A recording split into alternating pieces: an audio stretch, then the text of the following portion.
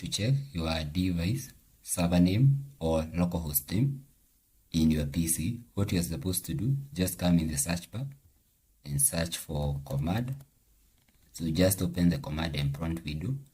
Then where we have command and prompt, you just come here and write hostname. After writing hostname, you just hit enter. So you can see this is my hostname or server name. So this we usually use it in most cases when authenticating our Microsoft SQL. So you'll be asked, okay, you'll be asked about your server name, and you can see my server name is here, which resembles this one which you have gotten in command and prompt.